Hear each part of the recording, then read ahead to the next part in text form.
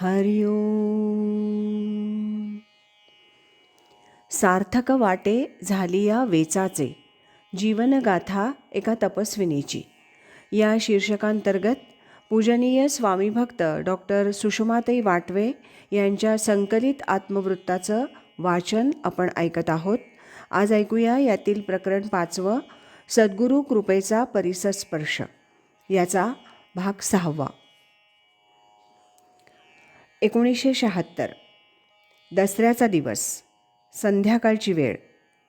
बाजीराव रोडवरून मी सायकलवरून घरी येत असताना पाठीमागून येणाऱ्या सायकलस्वाराने मला जोरात धडक मारल्याने मी खाली पडले. सुदैवाने त्यामागे मोठं वाहन नव्हतं. मला उठता येईना.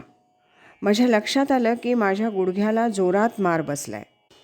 कोणीतरी मला अलगद उचलून रस्त्याकडेला दुकानाच्या पायरीवर नेऊन बसवलं. 5-10 मिनिटं गेल्यावर मी रिक्षा करून घरी आले. घरी कोणी नव्हतं. मी जेमतेम दारापर्यंत आले. कुलूप काढून स्वामीजींना दुकानात फोन केला.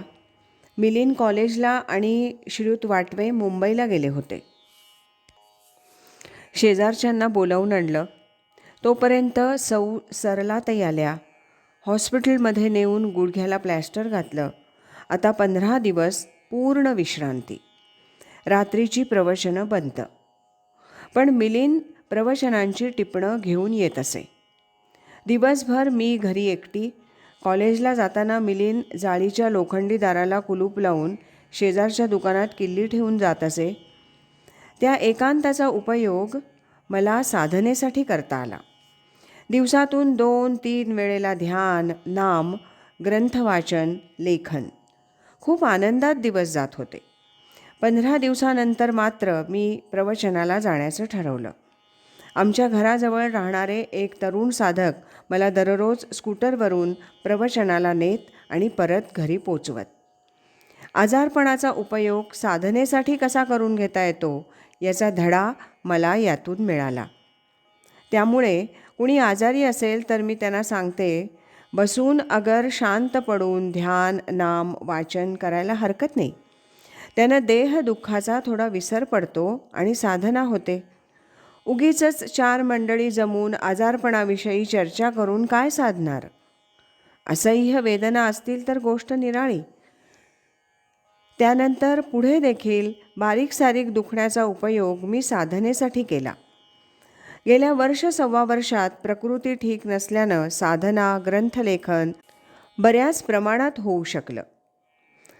सहज बोलताना स्वामीजी एकदम एखादं वाक्य असं बोलत किंवा प्रश्न विचारत की त्याचं उत्तर देताना आपल्याला संभ्रम पडावा. दुकानात असताना माझी जाण्याची वेळ झाली म्हणून मी उठले, त्यांना नमस्कार केला. स्वामीजींनी जवळचा प्रसादाचा डबा घेऊन मला प्रसाद दिला आणि विचारलं, हा डबा जड का चेतन? मी क्षणभर विचार केला आणि म्हटलं, जड. त्याबरोबर स्वामी म्हणाले, नाही, चेतन. या विश्वातील कण अन कण एकाच चैतन्यानं भरून आहे. इथं जड काही नाही. जणू त्यावेळी स्वामीजी त्या क्षणात एका वेगळ्याच विश्वात अगदी उंच पातळीवर वावरत होते. आता लक्षात येतं की स्वामीजींसारखे आत्मानुभवी संत अखंडच आपल्या स्वस्वरूपात स्थित असतात.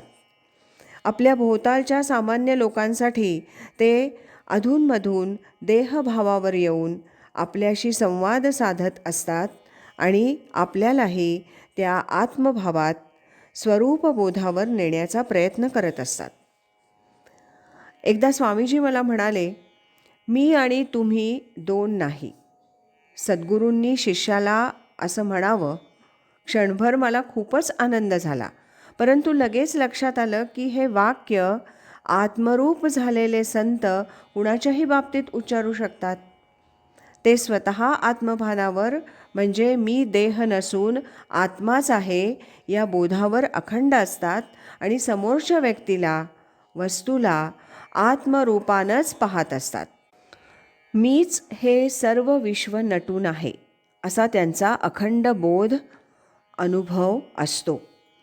शिष्यानंही सतत आत्म्याचं अनुसंधान राखावं, स्वरूपाचं भान ठेवावं म्हणून ते त्याला सावध करत असतात. आत्म्याच्या पातळीवर इथं द्वैत नाहीच, एकच अद्वैत बोध आहे. एकाच सूर्याचं प्रतिबिंब पाण्याच्या अनेक भांड्यात, डबक्यात आपल्याला अनेक होऊन दिसत असलं तरी सूर्य एकच आहे, आकाश एकच आहे.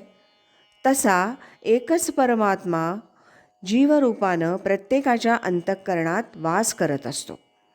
देहरूपानं कोणीच कुणाशी एकरूप होऊ शकत नाही.